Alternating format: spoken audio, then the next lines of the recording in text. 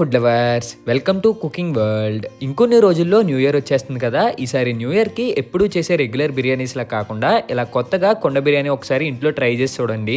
ఇలా కానీ చేశారంటే ఏ రెస్టారెంట్ కూడా సరిపోదు, టేస్ట్ అంత బాగుంటుంది. ఈ బిర్యానీని చూస్తుంటేనే నోరూరిపోతుంది కదా. నేను చెప్పే ప్రాసెస్ ఫాలో అయ్యి వీడియో ఎక్కడ స్కిప్ చేయకుండా చూసారంటే మధ్యలో మీకు ఒక సీక్రెట్ టిప్ చెప్తా. అలా కానీ చేశారంటే ముక్క చాలా మెత్తగా ఉడికి టేస్ట్ అయితే అద్దరిపోతుంది. నార్మల్గా మనకి కొన్ని చోట్ల కొండ బిర్యానీ చేసినప్పుడు ముక్క సరిగ్గా ఉడకకుండా మనకి నీసు వాసన వచ్చేస్తుంది. కానీ అలా కాకుండా ఇంట్లో కానీ నేను చెప్పే ప్రాసెస్లో చేస్తే ముక్క చాలా మెత్తగా ఉడికి అసలు నీసు వాసన అనేది లేకుండా టేస్ట్ అయితే అద్దరిపోతుంది అనమాట. ఒక్క కొండని ఒక్కళ్ళే తినేస్తారు, అంత బాగుంటుంది. అసలు ఒక్క మెతుకు కూడా వదిలిపెట్టరు, చాలా పర్ఫెక్ట్గా అయితే వస్తుంది. ఇంకా లేట్ చేయకుండా వీడియోలోకి అయితే వెళ్ళిపోదాము. ముందుగా ఒక పెద్దగా దాకలోకి బోన్లెస్ చికెన్ కానీ లేకపోతే బోన్ చికెన్ కానీ ఒక ½ కేజీ నుంచి 1 కేజీ చికెన్ తీసుకోండి. మీరు ఎంత క్వాంటిటీ చేసుకుందాం అనుకుంటున్నారో దాన్ని బట్టి తీసుకుని శుభ్రంగా కడిగే చికెన్ ముక్కల్లోకి ఇప్పుడు 1 టేబుల్ స్పూన్ పసుపు, 2 టేబుల్ స్పూన్ల అల్లం వెల్లుల్లి పేస్ట్ వేసి ఈ ముక్కలన్నిటికి పట్టేలాగా చేత్తో బాగా కలుపుకోండి. చికెన్ ముక్కలు ఎప్పుడైనా కడిగినప్పుడు సాల్ట్ వేసి కడగండి, అప్పుడైతే మనకి నీసు వాసన ఉండదు అనమాట. ఇలా కడుక్కున్న ముక్కల్ని ఒక దాకలో ఇలా మూతతో క్లోజ్ చేసి సాల్ట్ వేసి ఉడికించేయాలన్నమాట. మనం నార్మల్గా రెగ్యులర్గా కొండ బిర్యానీ అయితే ముక్కలు అందులో వేసేస్తారు, కాకపోతే ఇది కొద్దిగా డిఫరెంట్ ప్రాసెస్. వీడియో అంతా చూడండి, తర్వాత మీకు తెలుసు ఎందుకు మనం ముందే ఇలా చికెన్ ముక్కల్ని ఉడికించి తర్వాత వేస్తున్నాం అన్నది. ఇలా ఉడికించిన చికెన్ అంతా ఒక ప్లేట్లోకి తీసేసుకోండి. ఒక 60 to 70% ఉడికితే సరిపోద్ది అనమాట. కావాలంటే పచ్చి చికెన్ కూడా వేసుకోవచ్చు. ఇలా ఉడికిపోయిన తర్వాత ఇందులో వాటర్ ఉంటుంది, ఆ వాటర్ పాడేయకుండా ఒక గిన్నెలోకి తీసుకోండి. తర్వాత ఒక 2 నుండి 3 టేబుల్ స్పూన్ల కారం తీసుకుని ప్లేట్లో ఉడికించిన చికెన్ వేసాం కదా అందులోకి అయితే వేసేసుకోండి. ఇలా కారం వేసుకున్న తర్వాత ఇందులోనే ఒక 2 టేబుల్ స్పూన్ల ధనియాల పొడి వేసుకోండి. మనకి బయట ప్యాకెట్స్లో దొరుకుతుంది, కావాలంటే ఇంట్లో కూడా ఆడుకోవచ్చు. తర్వాత ఇందులో 1 టేబుల్ స్పూన్ కారం, అలాగే కొద్దిగా పుదీనా వేసుకోండి. తర్వాత ఇందులోని 1 టేబుల్ స్పూన్ ఆయిల్ కానీ లేకపోతే నిమ్మరసం కానీ వేసుకుని చూపిస్తున్న విధంగా అయితే మొత్తం ఈ ముక్కలన్నింటికి పట్టేంత వరకు చేతి అయితే మనం మసాజ్ చేస్తూ బాగా కలపాలన్నమాట. ఇలా కలిపేసి ఇప్పుడు ఇందులో కొద్దిగా కొత్తిమీర వేసి ఇదంతా బాగా మిక్స్ చేసుకోవాలి. ఇలా మిక్స్ చేసుకోవడం వల్ల ఈ కొత్తిమీర ఫ్లేవర్ కూడా ఈ చికెన్ ముక్కలకి బాగా కలుస్తుంది.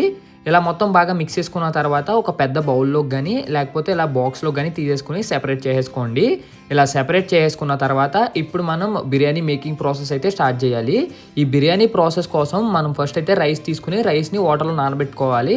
దీనికోసం మనం క్వాంటిటీ బట్టి ఒక 2 గ్లాసుల బాస్మతి రైస్, ఒక గ్లాస్ నార్మల్ రైస్ వేసుకుని వాటర్లో ఒక అరగంట సేపు నానబెట్టండి. నార్మల్గా మనం బాస్మతి రైస్తో కూడా చేసుకోవచ్చు, కాకపోతే ఇలా రైస్ కలపడం వల్ల మనకి తిన్నప్పుడు మొహం మొత్తేది అనమాట. ఓన్లీ బాస్మతి రైస్ అయితే మనకి ఎక్కువగా గమ్ముని మొహం మొత్తేస్తుంది. కావాలంటే ఓన్లీ మనం బాస్మతి రైస్తో కూడా చేసుకోవచ్చు. తర్వాత ఇలాగా సన్నగా చీర పెట్టుకున్న పచ్చిమిరపకాయ ముక్కలు, ఇంకా కొత్తిమీర, కరివేపాకు తీసుకోండి.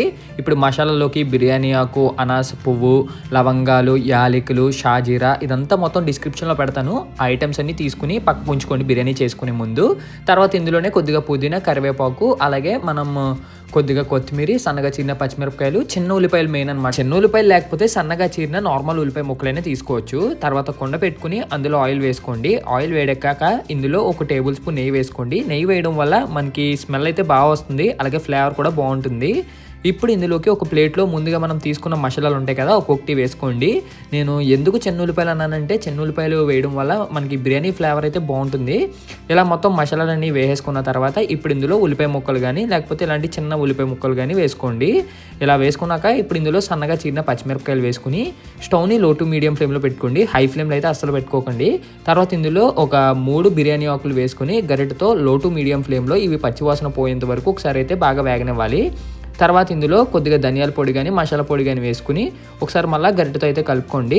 ఇలా వెజిటేబుల్స్ అన్నీ వేగాక ఇందులోకి ముందుగా వేయించి పెట్టుకున్న చిన్న రొయ్యలు ఉంటాయి కదా అవి వేసుకోండి. తర్వాత ఇందులో 1 టేబుల్ స్పూన్ అల్లం వెల్లుల్లి పేస్ట్ వేసేయండి. అల్లం వెల్లుల్లి పేస్ట్ వేసిన తర్వాత ఇందులో ఉంటే కొద్దిగా కరివేపాకు రెబ్బలు వేసుకోండి, అలాగే కొద్దిగా పుదీనా, ఇంకా కొత్తిమీర వేసుకోండి. ఇవన్నీ వేయడం వల్ల మనకి ఫ్లేవర్ అయితే బాగుంటుంది. ఇలా వేసుకున్న తర్వాత మళ్ళీ ఒకసారి గరిటెతో బాగా కలుపుకోండి. ఇప్పుడు ఈ రొయ్యలు అలాగే ఇందులో వేసిన వెజిటేబుల్స్ ఇవన్నీ కాసేపు అయితే మగ్గాలన్నమాట. మగ్గిన తర్వాత ఇందులోకి కొద్దిగా మసాలా పొడి, కొద్దిగా మిరియాల పొడి వేసుకుని గరిటెతో మొత్తం అంతా ఒకసారి బాగా కలుపుకోవాలి. ఈ పొడులు మొత్తం ఇందులోకి కలిసాయని మనకి ఎలా తెలుస్తుందంటే మొత్తం ఇవన్నీ కలర్ మారిపోతాయి, అప్పుడైతే మనకి బాగా కలిసినట్టు. ఇలా మొత్తం గరిటెతో కలుపుకున్నాక ఇప్పుడు ఇందులోకి ముందుగా వాటర్లో నానబెట్టుకున్న రైస్ ఉంటుంది కదా, బాస్మతి రైస్ అలాగే నార్మల్ రైస్, ఆ రైస్ అయితే వేసుకోండి. ఇదైతే మనకి కుండ ఎంత క్వాంటిటీ ఉంటుందో దాన్ని బట్టి వేసుకోవాలి.